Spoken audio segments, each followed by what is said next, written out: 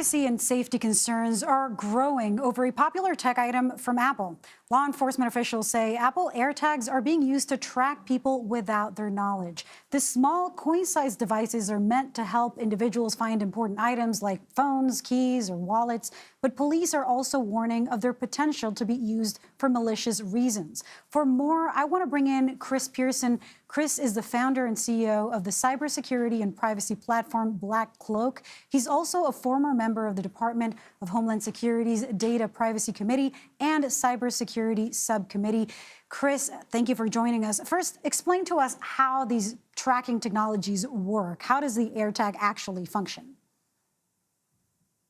Similar to other trackers that are out there, the Tile, Cube, some Samsung devices, they all work using wireless radio waves. In this case, the AirTags use something called ultra-wideband to go ahead and connect between that tracker and a phone receiving device. It could be your device or other devices, so that if, in fact, your tracker is lost, you can go ahead and try to find out where it is relative to other phones and other devices that are in place. So it's all using radio frequencies.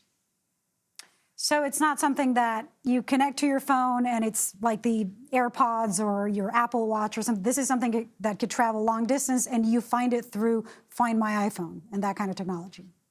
Exactly. You're going ahead and attaching these AirTags into your iPhone device, so you can claim that it is yours. You can put it on something that you have. You can put it on a car, so you know where to find it in a parking lot. You can put it in your purse. You can find it in a briefcase, wherever you want. And when you lose that item, you can go ahead and query it. You can have it chirp. You can go ahead and find its location.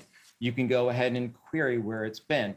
But, as with all things that are made, technology items that are made for good, there are also other nefarious purposes that can be for.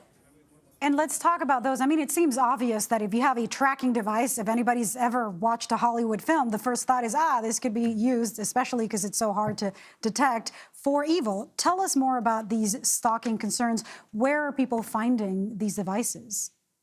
Yeah, these devices are being found in a number of different locations, obviously used for good purposes, but also on the nefarious side. A lot of times they're found in your pockets of coats. They're found in purses, briefcases, attached into luggage, and most especially onto cars, especially luxury cars. So there've been a lot of criminal theft, car theft type of rings that have been targeting higher end cars and putting those AirTags on the vehicles, following to where they actually stay for the night, so to speak, and then going ahead and trying to steal them from there. So that's usually where you're going to find a device that you did not purposefully plant somewhere.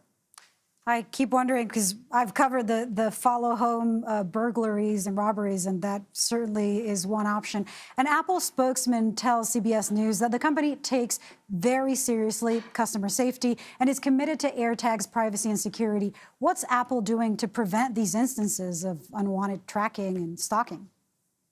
Yeah, quite honestly, very uniquely, Apple knew on the front end that these could both be used for good purposes, but that some people might choose to abuse it. And so right out of the gate, they actually went ahead and built in several different safeguards. Let's actually talk about them. First, they went ahead and made sure that if an AirTag that is not yours is on your person for around 4 or 5 hours now, that it will go ahead and send an alert to your Apple device saying, hey, there is an AirTag that is tracking you, which of course would then necessitate your looking in your pockets, your purse, your briefcase, your area, so that you could go ahead and find it. Secondarily, Apple went ahead and said, let's go ahead and release an app, create an app that's called Tracker Detect, and create that app and release it for Android devices so that anyone, not just Apple users, iPhone users, but anyone could go ahead and scan about their general area to go ahead and find if there are any tracking devices that are around them. And also, if a device is separated from its owner for in between some 8 to 24 hours, it'll emit a low-level chirp. So those are all proactive things that Apple did right out of the box to go ahead and say, hey, how can we go ahead and better protect the privacy of the community at large, not just Apple users, but beyond that? That makes sense. And that was going to be one of my questions. What if you have an Android? It makes sense that the thing would beep because otherwise you wouldn't know. I know that Apple has a technology that tells you somebody could be tracking you because I recently started using my husband's AirPods and my phone kept saying, somebody could be tracking you. I'm like, it's OK. He knows where I am. So Apple also says that people should call the police if they find one of these unwanted AirTags on them. How's law enforcement handling these reports? Is this something that's illegal? Do officials have a broader plan to crack down on these types of incidents?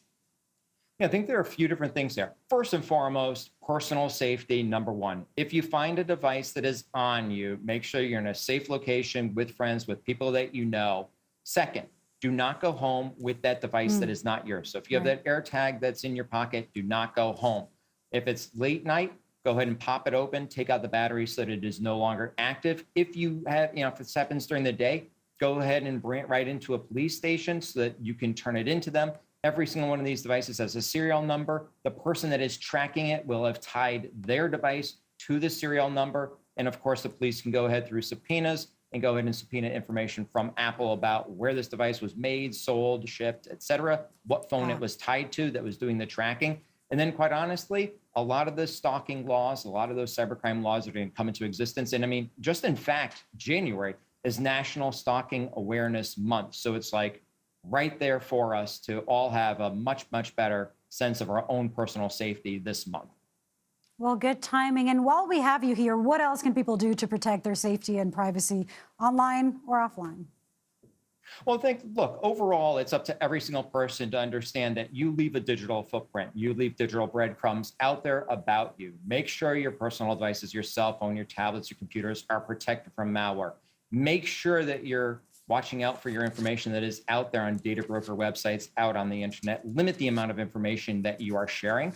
And make sure that those devices that you bring into your home, IoT devices, new devices that better your lives, bring joy and fulfillment into your lives, that you're looking at how they are securing your information, you're putting on dual factor authentication, you're updating them.